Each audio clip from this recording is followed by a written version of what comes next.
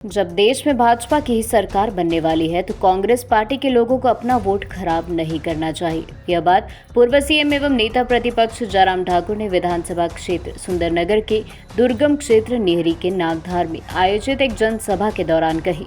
जयराम ठाकुर ने सराजी लोक भाषा का तड़का लगाते हुए कांग्रेस पर जुबानी हमला बोलते हुए कहा कि कांग्रेस पार्टी के लोग भी देश में भाजपा सरकार आने की बात कहते हैं। देश में पहली बार हालात है कि पूरा देश केंद्र में भाजपा सरकार बनने को लेकर पहले ही परिणाम निकाल चुका है। जब देश के लोगों ने चुनाव से पहले ही परिणाम निकाल दिया है तो झगड़ा ही खत्म हो गया है। जयराम ठाकुर ने कहा कि एक समय कांग्रेस केंद्र में 400 सीटों से पार होती थी, लेकिन आज जहां भाजपा 400 पार का नारा देती है वहीं कांग्रेस 40 से पार का जुगाड़ कर रही है। कांग्रेस पार्टी 40 सीटों पर ही अटक गई है और भाजपा का इस प्रकार का समय देखना सभी के लिए सौभाग्य का विषय है। जयराम ठाकुर ने कहा कि पीएम नरेंद्र मोदी की मंडी में आयोजित रैली में उमड़े जनसैलाब से परेशान होकर प्रियंका गांधी की रैली को कैंसिल कर सुंदरनगर में आयोजित कर दिया गया है। कांग्रेस पार्टी जब मैदान छोड़कर ही चली गई है तो अब कोई मुकाबला ही शेष नहीं बचा है। उन्होंने कहा कि हिमाचल प्रदेश से भी कांग्रेस की सरकार जाने वाली है। कांग्रेस पार्टी ने शरारत करते हुए 27 से लेकर 29 मई तक मंडी के पड्डल मैदान को बुक कराया है, लेकिन कांग्रेस के नेताओं और कार्यकर्ताओं को ही पता नहीं है कि इन 3 दिनों में मंडी में रैली के लिए कौन सा बड़ा नेता आ रहा है।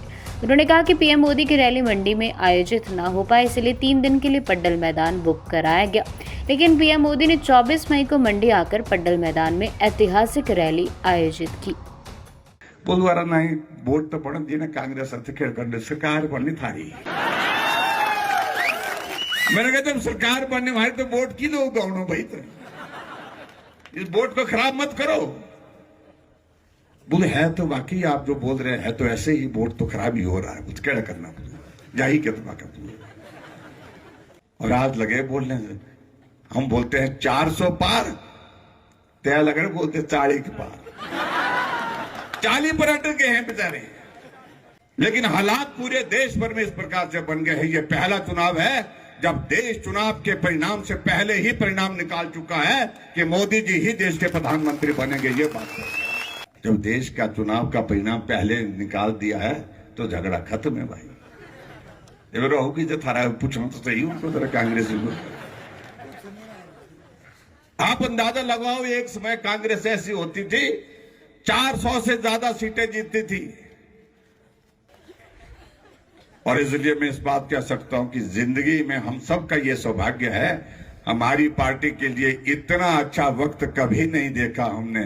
और कांग्रेस के लिए बुरी खबर है, उनके लिए इतना बुरा वक्त कभी जिंदगी में आया नहीं। कांग्रेस बैठे बुरा विकट करना ये तो बुरा काम है।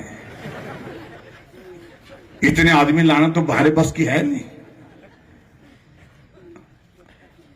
अगर हम यहां राहुल गांधी को लाएंगे, प्रियंका गांधी को लाएंगे, किसी को भी लाएंगे जी, ग्राउंड तो आज इससे ज्यादा तो खाली रहेगा। चुपचाप कैंसिल कर दिया और कार्यक्रम कर दिया सुंदरनगर के लिए। मैंने उन कांग्रेस को पूछा, मैंने कहा खूना चाहता रहे, बोलना है हमें बदली जगह सुंदर मैदान छोड़ करके ही चले गए। जब मैदान छोड़ करके चले गए तो मुकाबला काहे का कर रहे हैं भाई, काहे का मुकाबला कर रहे हैं, शोर डाल रहे हैं कि बोलते हैं नहीं दिल्ली तो ठीक भाई नहीं हमारी सरकार। मैंने कहा थारी सरकार है तो ये भी रहने वाली नहीं, ये भी जाने वाली है।